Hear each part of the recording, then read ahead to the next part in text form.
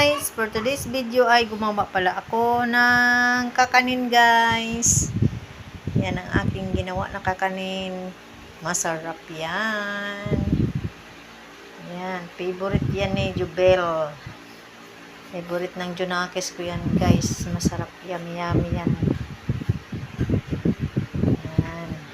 Natira ko yan na may cornstarch pa akong natira dito. Ginawa ko nung ganyan. Kaya konting gulaman. Ayan guys, ang aking ginawa na kakanin. Yummy. Favorite ng Junakis. Ubus yan agad mamaya guys.